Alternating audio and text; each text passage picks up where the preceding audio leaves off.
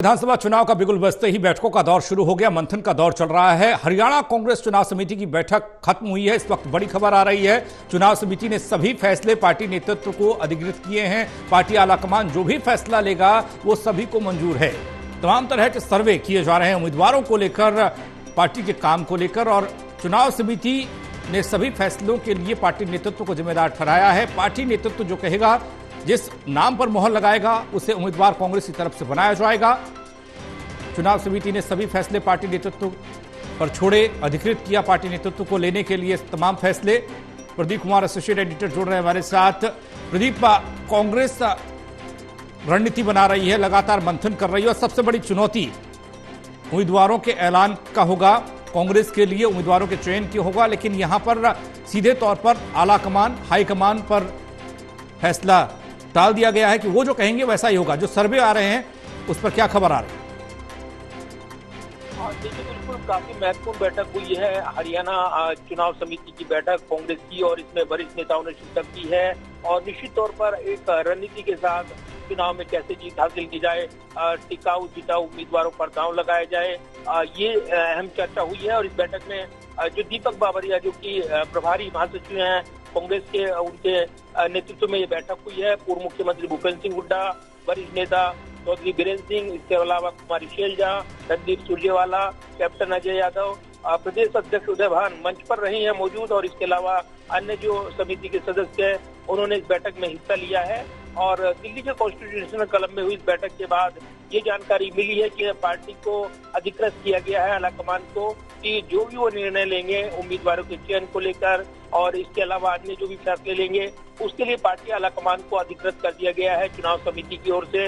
उन पर फैसला छोड़ दिया गया है। तो गुटबाजी को थामने की कोशिश और दूसरा एकजुट होकर पार्टी लड़े, ये दिखाने की कोशिश। और इसलिए मंच पर ठीक बगल में भूपेंद्र सिंह हुड्डा की कुमारी शैलजा बैठी हुई थी, उनकी बातचीत भी हुई। तो ये तस्वीरें आई हैं, एकजुटता को लेकर एक बड़ा मैसेज ये पार्टी देना चाहती थी।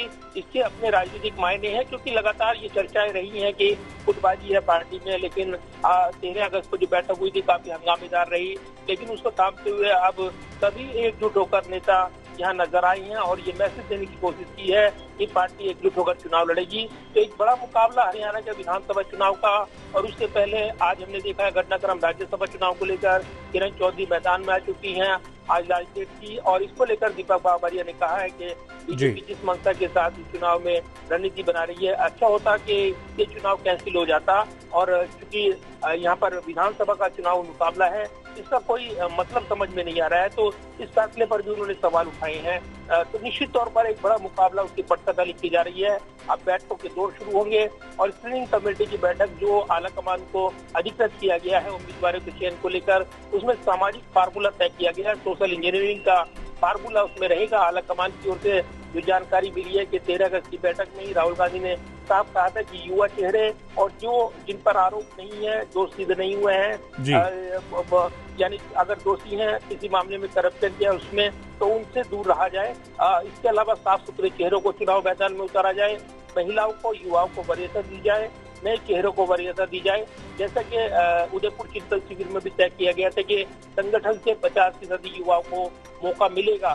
तो ये तमाम चीजें हुई हैं। अब देखना होगा कि सोशल इंजीनियरिंग का फार्मूला कितना यहाँ पर चलता है हरियाणा की राजनीति में, इस पर तमाम निगाहें रहने वाली हैं। प्रदीप, एक सवाल इस बात को लेकर भी, इस बार कांग्रेस के दावेदार जो हैं, टिकट की मांग करने वाले, उनकी तादाद बढ़ गई ऐसा कहा गया, और कांग्रेस ने एक नई रणनीति के तहत बाकायदा एक बायोडाटा बनवाया, उसके बाद इंटरव्यू करवाया। उन सब के बावजूद जो हरियाणा चुनाव समिति की बैठक का ये फैसला कि केंद्रीय नेतृत्व ही फैसला करेगा, वो कितना तार्किक है? और दूसरा ये कि उम्मीदवारों को लेकर नाम कब तक सामने आ सकते हैं? क्या एक बार में ही उम्मीदवार आएंगे या फिर अलग अलग तरीके से? कोई जानकारी मिल पा रही है? देखिए, बिल्कुल, और एक साथ तो उम्मीदवारों के नाम की लिस्ट आना ये संभव नहीं दिख रहा है। ऐसा लगता है कि कुछ नाम होल्ड किए जाएंगे, और जैसे कि स्क्रीनिंग कमेटी तय करेगी बैठक में वो तय करेगी। लेकिन ये जरूर है कि ये जानकारी मिल रही है कि जल्द से जल्द अब उम्मीदवारों के चयन को लेकर बैठक का सिलसिला स्क्रीनिंग कमेटी की ओर से वो तेजी के साथ आगे बढ़ेगा, क्योंकि उम्मीदवारों के चयन जल्द से जल्द हो जाए। उम्मीदवारों के साथ ही पार्टी वहां पर चुनावी ताल ठोकती हुई नजर आए। अब वक्त कम है, और ऐसे में उम्मीदवारों पर फोकस करते हुए पार्टी जल्द से जल्द अब अपनी रणनीति को आगे बढ़ाएगी। तो ये जरूर है कि अब ये देखना होगा कि कब तक ये लिस्ट आ जाएगी, लेकिन माना जा रहा है कि ये महत्वपूर्ण होगा देखना कि इसमें कितने चेहरों को तवज्जो मिलती है, नए लोगों को तवज्जो मिलती है, पुराने चेहरों को एडजस्ट किया जाता है। तमाम ऐसे पहलू हैं जो इस चुनावी मुकाबले से जुड़े हैं। तो निश्चित तौर पर एक बड़ा मुकाबला हरियाणा का इस वक्त चल रहा है और अब उम्मीदवारों के ऊपर निगाहें लगी हैं कि कांग्रेस कब अपने उम्मीदवारों की पहली लिस्ट जारी करती है। चलिए, बहुत शुक्रिया आपका प्रदीप तमाम जानकारी के